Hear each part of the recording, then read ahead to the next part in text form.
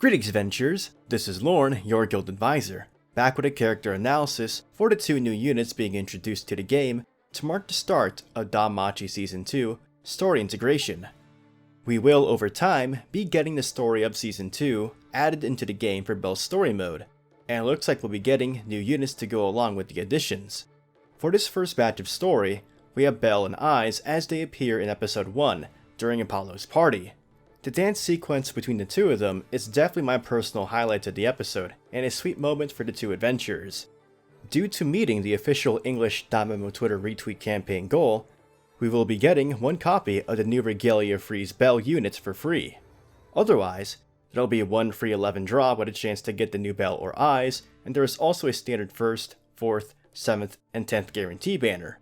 You're also able to buy their individual paid banners, guaranteeing at least 1 copy of the banner unit up to 3 times each. But are these 2 well-dressed adventurers worth your iris?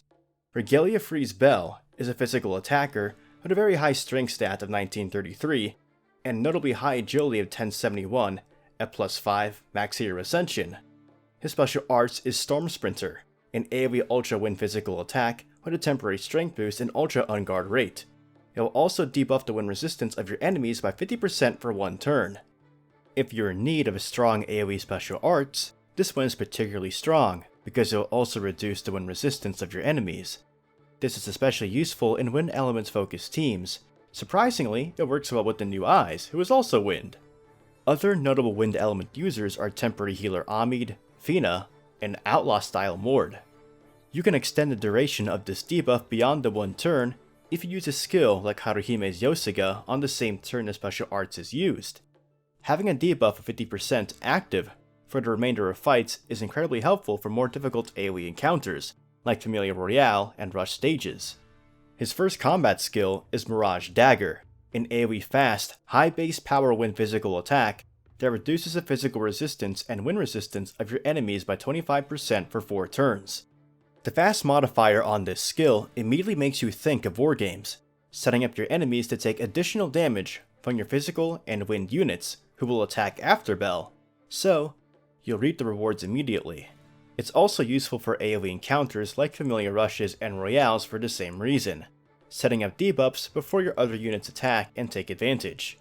His second skill is Quick Stab, an AoE fast low base power wind physical attack with an ultra uncounter rate. It will remove physical resistance buffs from your opponents, excluding ones from assist skills. This skill is very situational. You would only use it if your opponent uses a physical resistance buff, lowering your damage intake from your physical attackers. One such character is temporary healer Amid. When on the balanced setting in wargames, Belle should prioritize his first skill, and then use this skill when the AI notices a physical resistance buff on the opponent. This also has a fast modifier, so if a physical resistance buff was applied the turn before, Belle will be able to take it off the beginning of the next turn, making sure the rest of your party attacks that turn without worry of the physical resistance buff. His last combat skill is Flanking Strike, a single target, high wind physical attack with a high penetration rate. It will increase in damage by 35% for each physical resistance debuff on your opponent. This one is pretty straightforward. Since this is the only single target skill Belle has, this is the one you'll be using mostly during single target encounters like Record Buster. This skill also increases in damage by 35% for each instance of a physical resistance debuff on your opponent, meaning you want to apply an adventurer debuff and an assist debuff for a total of a 70% damage increase.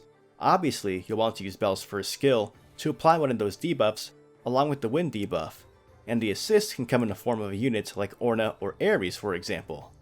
Belle is definitely someone to have in mind when you know a boss is weak to wind, as he'll do heavy damage with everything set up properly for his last skill. As for passives, Belle's standard attack and counter attack will be a physical attack with wind element.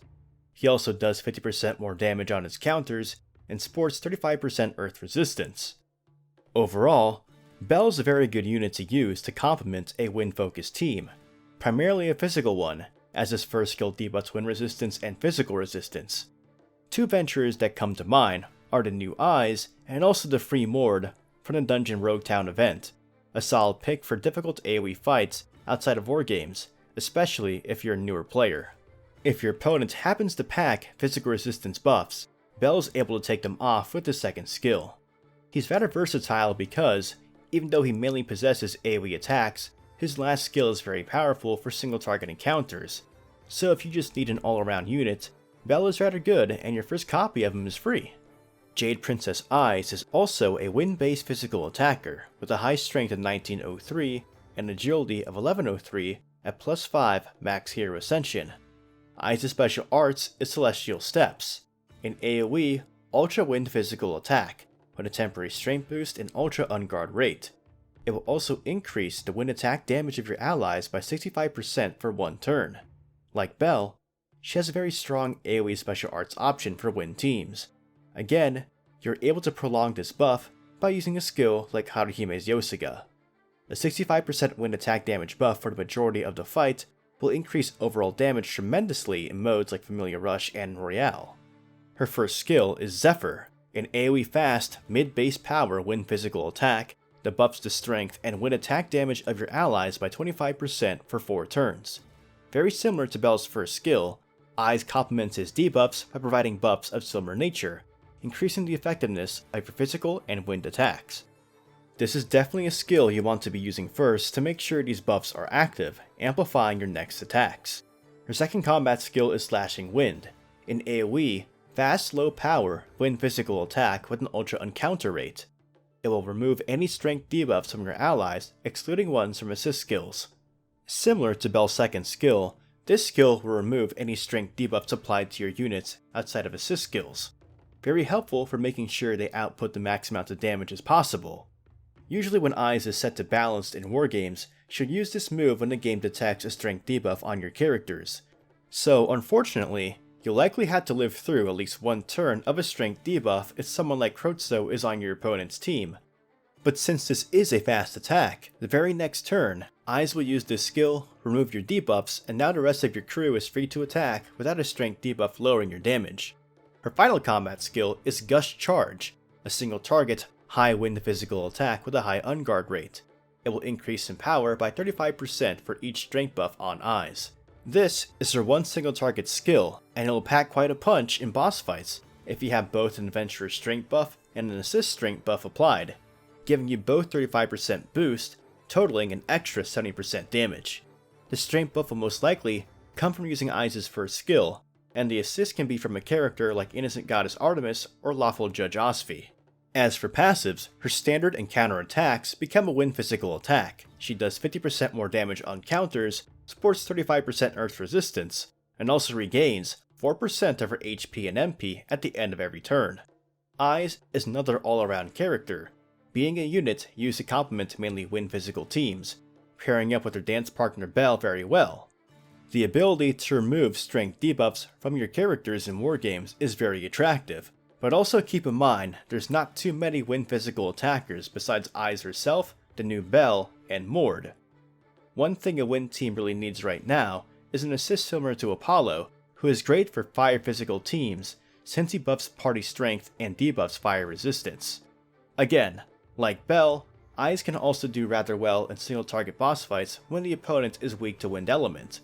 Night Elf for you would make an amazing complementary character for a wind physical single target team, but unfortunately, she does not have access to Hero Ascension for whatever reason. Hopefully, Ryu sees a new unit based on her wargame appearance in episode 4 whenever it gets implemented into the game. I don't see either Belle or Ais being must-haves, but if you're wanting to build a win team, the two of them work perfectly together and could be a possible investment into the future, especially if they do make that win assist similar to how Apollo is. It's just a shame they don't have a special combination attack together like Argo and Crotzo or Belle and Haruhime. I would have loved to see a light-hearted animation with the two of them dancing up a wind tornado with their weapons. Oh well, they look great together regardless. Hopefully they are making more characters to release alongside future Season 2 story implementations. And with that, good luck on your polls! If you found this video helpful and would like to see more DanMachi content, please subscribe to my channel, follow me on Twitter, and join my Discord. And as always, continue enjoying your time adventuring in Rario and the dungeon. This is Lorne, your guild advisor, signing out.